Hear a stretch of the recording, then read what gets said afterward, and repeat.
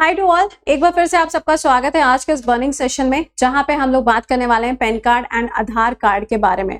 अगर आपको ध्यान हो तो अभी कुछ महीने पहले भी मैंने आपसे इस टॉपिक के बारे में डिस्कशन किया था, बट अब वो डेट आ चुकी है जहां से शुरू होने जा रहे हैं पैन कार्ड के नए रूल्स। पैन कार्ड की जब भी हम बात करते हैं तो आजकल आधार कार्ड का नाम जो है वो उसके साथ में देखने को मिलता है, और इसके जो रूल्स हैं वो 1 मार्च से तो स्टार्ट होने जा रहे हैं, बट पूरे भारत के ऊपर 1 अप्रैल 2026 यानी कि नए फाइनेंशियल ईयर से इसको लागू भी कर दिया जाएगा।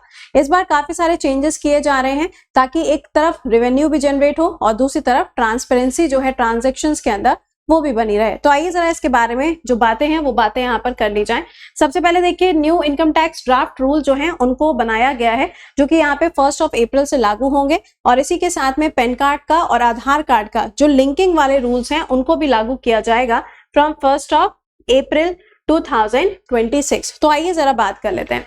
देखिए, सबको पता है कि जब हम पैन कार्ड की बात करते हैं या हम आधार कार्ड की बात करते हैं तो ये दोनों का इस्तेमाल हम एज अ आइडेंटिटी करते हैं, यानी कि आईडी प्रूफ के रूप में इसका इस्तेमाल किया जाता है।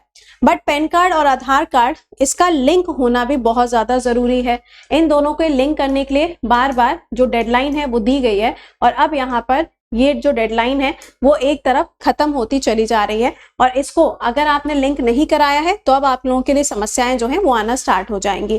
क्या क्या चीजें हैं, या फिर पैन कार्ड जो है उसका इस्तेमाल हम कहाँ कहाँ पे करते हैं। तो अगर हम पेन के यूज की बात करें तो सबसे पहले तो हम as a ID proof, identity card हम इसका इस्तेमाल करते हैं।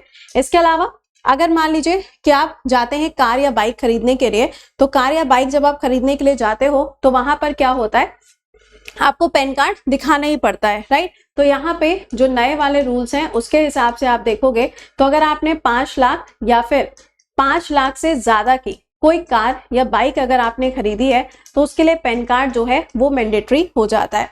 दूसरी तरफ यहाँ पे बोला गया है कि जैसे कि मान लीजिए आप होटल्स या फिर रेस्टोरेंट वगैरह पे जाते हैं, और यहाँ पे जो आपका बिल है, पहले अगर बिल ये 50,000 हुआ करता था तो आपको पैन कार्ड दिखाना पड़ता था, लेकिन अब अगर ये 1 लाख के ऊपर हो जाएगा तो ही आपको यहाँ पे कार्ड दिखाना पड़ेगा, क्योंकि भैया रेवेन्यू भी तो जनरेट करना है। गवर्नमेंट ये भी तो कहेगी ना कि आप खर्चा भी तो करो, मार्केट के अंदर जब फ्लो होगा तभी तो रेवेन्यू जनरेट होगा। अच्छा, इसके अलावा आप देखोगे तो यहाँ पे जो पैन कार्ड का इस्तेमाल है ना, उसकी जो लिमिट है, पहले लिमिट क्या थी, पहले लिमिट थी कि अगर आप 20 लाख तक का ट्रांजेक्शन आप करते हो, कितने में, पूरे फाइनेंशियल ईयर में, यानी कि 31 के बाद में आपका फाइनेंशियल ईयर स्टार्ट होता है। दैट मीन्स 1 अप्रैल से लेके अगर 31 मार्च तक आपने जो अपना ट्रांजेक्शन किया है, अगर वो ट्रांजेक्शन 20 लाख का है तो आपको पैन कार्ड दिखाना पड़ता है। बट इसकी लिमिट को अब क्या कर दिया जाएगा, कम कर दिया जाएगा, और ये यहाँ पे 20 की जगह पर कितना हो जाएगा, 10 लाख हो जाएगा।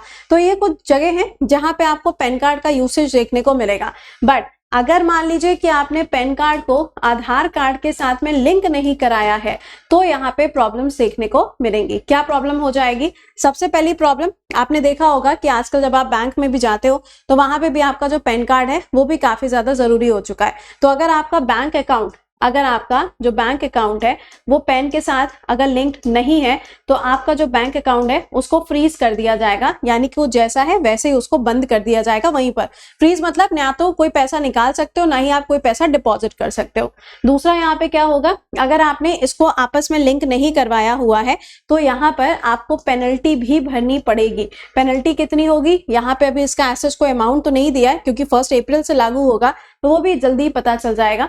इसके अलावा जैसे होता है ना कि हम लोग कहते हैं कि आईडी प्रूफ है, तो आईडी प्रूफ के लिए हमारे पास में क्या होना चाहिए, एक ही पैन कार्ड होना चाहिए। कई बार ऐसा होता है कि फेक पैन कार्ड्स भी बनते हैं या फिर फेक आधार कार्ड भी बनते हैं, तो उसमें ट्रांसपेरेंसी को लाने के लिए 1 कार्ड होना चाहिए या फिर 1 कार्ड सिस्टम को फोकस किया जा रहा है। लेकिन यहाँ पे जरूरत क्या है, जरूरत क्या पड़ रही है यहाँ पे कि हम इतने सारे नए नए रूल्स बना रहे हैं, पैन कार्ड आधार के साथ में लिंक होना चाहिए वरना बैंक अकाउंट भी बंद हो जाएगा, पेनल्टी भी भरनी पड़ेगी, और दूसरी तरफ हम ये भी कह रहे हैं कि आप ज्यादा से ज्यादा पैसे को खर्च करिए, ज्यादा यहाँ पे लिमिट जो है उसको इंक्रीज भी किया जा रहा है, कहीं पे लिमिट को डिक्रीज भी किया जा रहा है। तो इसका जो मेन कॉज है ना, मेन कॉज यहाँ पे ये है कि एक तरफ अगर मार्केट के अंदर मनी का फ्लो ज्यादा होगा तो ऑब्वियस सी बात है कि यहाँ पे क्या हो जाएगा, रेवेन्यू ज्यादा जनरेट होगा। तो एक तो बात ये हो गई। दूसरा पॉइंट क्या है, अगर यहाँ पे जो लेन देन हो रहा है उसके ऊपर अगर नजर रखी जाएगी तो ऑब्वियस सी बात है कि जो ट्रांसपेरेंसी है वो ट्रांसपेरेंसी मेंटेन होगी, और जब आप ITR फाइल करते हो तो उसको फाइल करने में भी आपको इश्यूज नहीं आएंगे। तो ये जो रूल्स हैं ये लागू होने जा रहे हैं कब से, 1 अप्रैल 2026 से, बट मार्च से इसके ऊपर प्रोसेस जो है वो स्टार्ट हो जाएगा।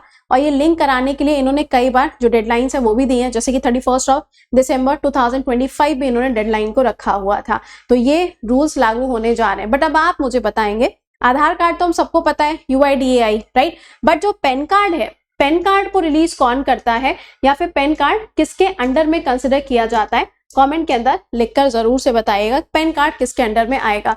पैन कार्ड एक नंबर होता है, सबको मालूम है ना, ये आपका एक परमानेंट नंबर होता है जो कि आपकी आइडेंटिटी को बताता है। तो इसका आंसर कमेंट में लिखिएगा। मिलते हैं आपसे नेक्स्ट बर्निंग सेशन में। टिल देन खुश रहिए, मुस्कुराते रहिए। मिलेंगे सुबह 7 बजे। Till then bye bye and take care to all.